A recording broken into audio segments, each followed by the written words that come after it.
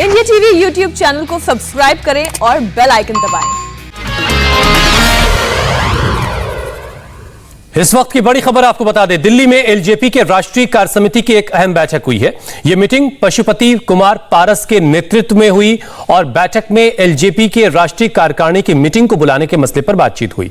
इस चर्चा के दौरान यह सहमति बनी है कि पटना में एलजेपी के कार्यकारिणी की बैठक बुलाई जाएगी और इस बैठक में एलजेपी अपना नया अध्यक्ष चुन सकती है।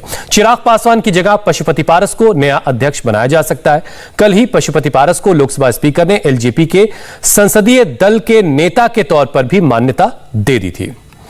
तो पटना में राष्ट्रीय कार्यकारिणी की बैठक बुलाई जाएगी और इस बैठक में पशुपति पारस को पार्टी का अध्यक्ष चुना जा सकता है। एक अहम बैठक दिल्ली में हुई है जिसमें इस बात को लेकर के चर्चा हुई कि राष्ट्रीय कार्यकारिणी की बैठक बुलाई जाए पटना में और उसी बैठक में पशुपति पारस जो चिराग पासवान के चाचा हैं और जबकि चिराग जो है वो मौजूदा वक्त में एलजेपी के राष्ट्रीय अध्यक्ष हैं, उनको हटा करके पशुपति पारस को पार्टी का अध्यक्ष बनाया जा सकता है।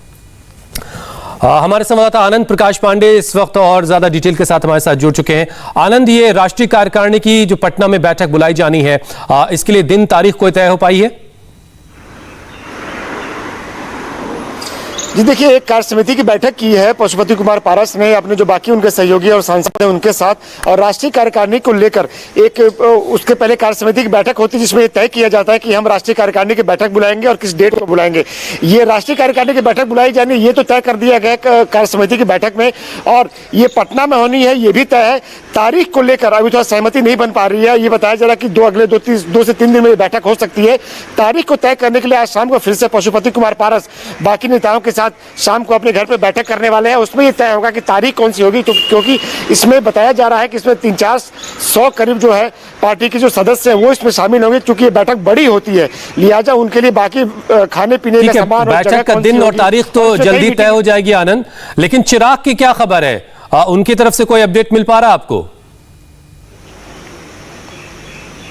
जी देखिए, अभी चिराग की तरफ से कोई अपडेट नहीं मिल पा रहा है। वो समझ नहीं पा रहे हैं कि क्या हो रहा है। परिवार भी उनके हाथ से चला गया और पार्टी भी उनके हाथ से चली गई। हालांकि ये कहा जा रहा है कि जो कार्य समिति के जो सदस्य थे, कार्यकारिणी के जो सदस्य थे, जो वेबसाइट पे अवेलेबल थे एलजेपी के, उसको फिलहाल फ्रीज कर दिया गया है। तो हो सकता है कि चिराग पासवान के दिमाग में कुछ चल रहा हो सकता है कल को कोर्ट का दरवाजा भी खटखटाए, लेकिन अभी वो भी अपनी रणनीति बना रहे हैं कि अगर उनको दरकिनार करके उनके कुल मिला के मुश्किल हालात चिराग पासवान के लिए। पिता रामविलास पासवान के बाद उनके ऊपर जिम्मेदारी थी कि वो पार्टी को सही तरीके से एकजुट रख के आगे बढ़ाते चलाते, लेकिन एक बड़ी मुश्किल से जूझ रहे हैं। नीतीश, क्या अब भी पार्टी के अंदर कुछ लोग ऐसे हैं, हालांकि 6 में से 5 अगर सांसद पशुपति पारस के साथ है तो ऐसी कोई बहुत गुंजाइश तो नहीं है, लेकिन क्या अब भी कोई गुंजाइश बाकी बची है चिराग पासवान के लिए एलजेपी में? देखिए, अब चूंकि आगे जो लड़ाई होनी है वो राष्ट्रीय अध्यक्ष पद के लिए होनी है, अब इसलिए पूरी कोशिश पूरी ताकत दोनों खेमे ने इसी तरफ लगाई है। अभी थोड़ी देर पहले पशुपति पारस से मेरे फ़ोन पर बात भी हुई थी।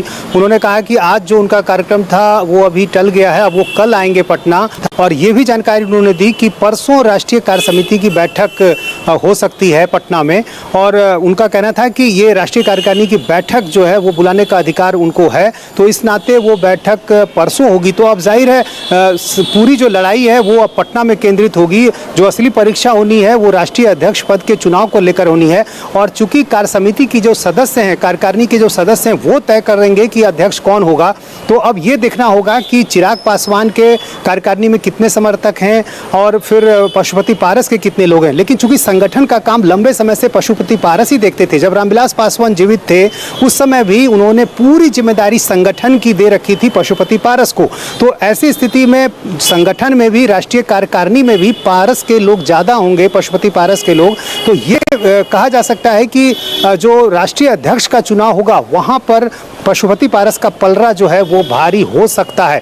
लेकिन जाहिर है अब दोनों खेमे की तरफ से ही कोशिश होगी कि जो राष्ट्रीय अध्यक्ष पद को लेकर कार्यकारिणी की जो बैठक होगी उसमें जो अलग अलग राज्यों से जो प्रतिनिधि होते हैं उनको अपने साथ जोड़ा जाए। उस बैठक में चिराग के जो समर्थक होते हैं वो क्या कुछ कहते हैं, क्या आसानी से प्रस्ताव पारित हो जाएगा अध्यक्ष पद का, ये सारे सवाल जो हैं वो पटना में तय होंगे। सवाल बहुत से हैं, लेकिन अभी जवाब का इंतजार किया जा रहा है। राष्ट्रीय कार्यकारिणी की जो बैठक होगी उसमें यह देखना होगा कि चिराग अगर पहुंचते हैं तो उनके कितने चाहने वाले, उनके कितने समर्थक उस कार्यकारिणी में होंगे और उसी से फैसला होगा कि अध्यक्ष अगला कौन होगा। लेकिन जो हालात दिख रहे हैं उसमें पशुपति पारस का पलड़ा भारी जरूर दिख रहा है। बहुत बहुत शुक्रिया नीतीश और आनंद हमारे साथ जुड़ने के लिए।